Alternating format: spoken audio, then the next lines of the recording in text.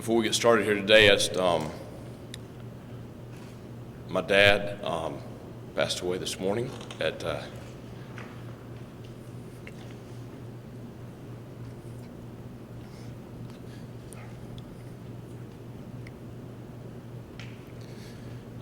my home in Franklin.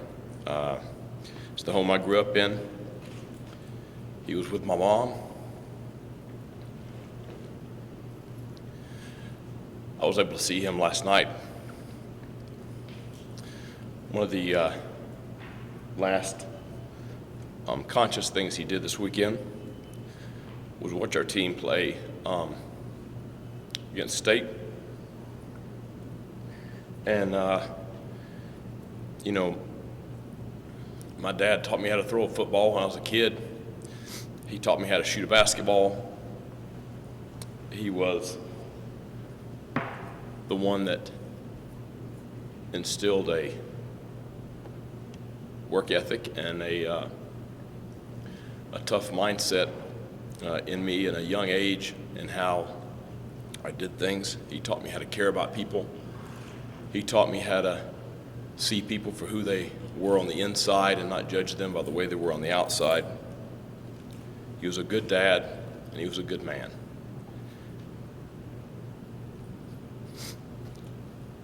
And, his connection the last couple of years has been, through a lot of you guys, through things he kept up with our teams. He was the biggest fan that I had, and he read everything there was about East Carolina football, and he was excited for me to be back in the state of North Carolina. So just keep my mom and my sister and my brother in your prayers, and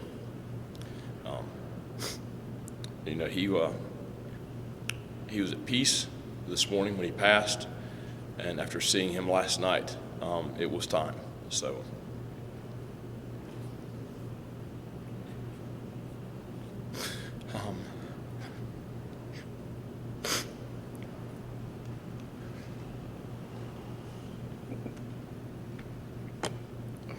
sorry.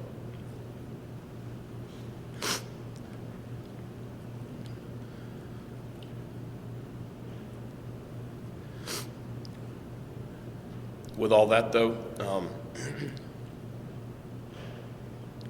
I've got a good staff that will help me throughout this week.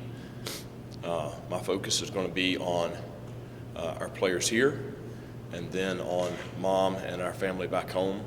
The service will be on Thursday. We've already made arrangements to ensure that everything's taken care of here with the team so that we're prepared to go on Saturday. And I know that Dad will want it that way. So,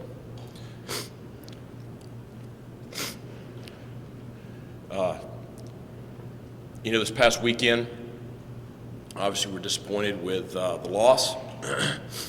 And, certainly, as I spoke of Saturday, I thought our team had a very good Friday and Saturday in preparation, and I thought that they were prepared to go out and play. I thought they were excited to play, and that is, that I told them Sunday that was very encouraging to me. Just knowing that they, the motivation, the confidence that they had when they took the field, and certainly, I thought that showed with the way we performed early in the ball game. We've all talked about the turnover going into the end zone the first drive. It's probably been blown out of proportion, but at the end of the day, yes, it was a big play in the ball game. Yes, it would have given us a tremendous amount of momentum. Yes, it would have solidified so much that we've worked so hard to achieve here since I took the job in December, because it would have given us, our fans, everyone, so much momentum to start the season. All that being said, I thought that there were a lot of positives we can take out of Saturday. I thought that there's a lot of things we got to correct, and there's a lot of things we got to do better. I think that the kids responded Sunday very well. They were upbeat. They were disappointed in the loss, no doubt, but they were upbeat in the way they approached film and practice. They understand we've got to improve, and they're motivated to improve. Yes, I thought that we played hard for the most part. I would say that in comparison to maybe what some people have seen on the field the last couple of years. At the same time, that is well below our standard and the way that we are going to play. The big thing I want to challenge the players to do this week, I want to challenge them on many levels. The big one is that we have got to play harder. We've got to play with more intensity. We've got to play with more physicality. We have got to play more with our chin out over our toes and behind our pads. And we've got to develop confidence in what we're doing, and we've got to develop better unity in how we do it. Those are the big focuses this week. Yes, we're going to work on, we've got to, fit things more correctly in the run game. The quarterback counter got out because of a poor mistake by our edge defender right there. We've got to have better eyes with the screen and go. It's something that's it's a DB 101 thing with training your eyes. We should have played the wheel route better. It's something we've talked about in all preseason camp. It's formation recognition and alignment by the linebacker. All those things we've got to do better. We spent the bulk of the practice Sunday addressing that. We'll address it all throughout this week. We'll take care of the X's and O's stuff, but the mental approach and being prepared to play a certain way is going to be the big emphasis for this week. Gardner-Webb, I know Coach McCray very well. I faced him several times. He's a veteran coach. He is a good football coach. He'll have his team ready to play. Kenny Ray is an outstanding offensive line coach. They'll come in here with a plan, and I'm sure that they'll be excited to play in what's going to be a great environment. So we have a great challenge this week in them, but our focus is going to be primarily on us because, and I do really mean that, because we have got to take a tremendous step forward this week. The NC State game was our first opportunity against competition that was somebody besides ourselves, and so it gives us a measuring stick of where we are right now.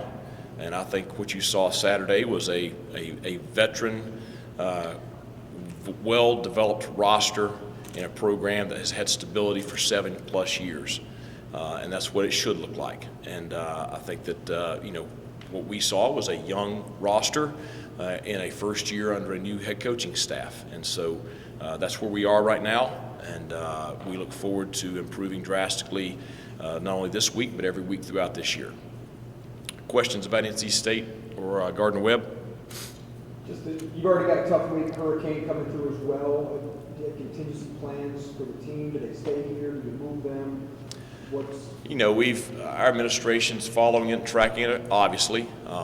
We don't anticipate having to adjust anything with the game. It might impact practice a little bit late in the week, but we'll have contingency plans for that also. Is this your Exhibit A as we need an indoor facility because we have hurricanes come through here from time to time? I broadcast that as loud as you want to. Yeah, we do. We need a suitable indoor practice facility. It is critical, not only for situations like this, but the lightning here in eastern North Carolina can pop up at any point in time, and so I think any time that you get in those situations, you have to have a place to conduct a practice, and I think that's something that's well overdue here at East Carolina.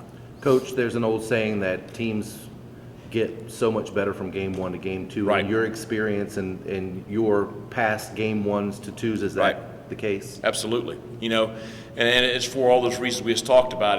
We've been going against each other, and you see certain things going against each other when you go against another opponent, especially one that is at a level like I talked about. That is a team that is going to be one of the better teams in the ACC. It's a team that's had a lot of success over the past several years. So those redshirt seniors, redshirt juniors, redshirt sophomores have, number one, had time in the weight room, had time nutritionally to develop, and they've been a part of a winning program. So you're facing a team that's a solid Power 5 football team. So it's a great test. It's a great evaluation for us because it shows us exactly where our strengths and weaknesses are. So it gives us something to really work with the kids on correcting our mistakes, because we can sit and beat it up all we want to. We all feel like the score should have been a heck of a lot closer Saturday, but it was our mistakes that caused the thing to be 34-6. You know, if we recover the fumble like we should 9 times out of 10, they're on the 6-yard line, they don't stick one touchdown in. If we get our pads down and cover up going into the end zone, we score right there. Go over and over and over again. All the mistakes that we made is why the score was what it was. So it gives us a great evaluation to improve on. So we should see drastic improvement from week 1 to week 2, and that has been my experience in the past. How about you guys respond when you're kind of teaching them, showing them the film is a pretty good response from the players? Yeah, I mean they're positive. They want to win, and we spent a lot of time on those mistakes Sunday. You'll probably see us, those half a dozen to 10 plays each side of the ball that were the critical mistakes on Saturday. You'll probably see us cover those plays every single day this week, in addition to preparing for the schemes that we're going to see from Gardner-Webb. State's a big physical team. I didn't see a lot of injuries during the injuries. How's the health of the team going in the Gardner-Webb? Very good. Yeah, I thought that was evidence right there on Saturday of the great job that John Williams and our strength and conditioning staff have done throughout the past 8 months, and also Jake Moore and the athletic training staff and their ability to take care of our players. Coach, was there anything on film that surprised you that maybe you didn't see in the game, either positively or negatively? Well, I mean, I think, I'd rather focus on the positive standpoint. I mean, I thought that, we had guys competing, really well at a high level. I think, just individually, you talk about some of the receivers that made some tough contested catches with tight coverage. I think, the ability for Holton to consistently put the ball on target, I think those are positive things to see against a very aggressive defense. I think defensively, if you take away the just flat busts that give up some big plays, I thought we tackled better. I thought that we, did a decent job at times of fitting the run better. When we did let some stuff get out, we had some pursuit to get the ball on the ground most times. So there were positives there. At the same time, it is what it is. What's the transition like last week? You were kind of a road underdog trying to pull an upset. Now you're a big favorite at home against a team, from a lower level. What is the challenge like this week with any of that transition? If we pay any attention to that stuff, we're missing the target. It's about us. That's the deal. I promise you. And somebody asked me on an interview earlier this morning, just about what my mindset would be if I was Gardner-Webb. Because I was an FCS coach, and I told them, I said, well, every time we played one of these games, we expected to win. I promise you, they do too. There's 11 people on the field. And the field's the same size as the whole thing from Hoosiers. They've got every bit as much of an opportunity to win as we do. It comes down to who executes at the highest level and who can do the most things right. So, that's stuff you can't get caught up in. Last time I checked, this program hadn't had a whole lot of success against FCS opponents here recently. So we better be focused on winning the ball game. What was the mood and attitude of the team coming out of this contest? You kind of hear them talking amongst themselves?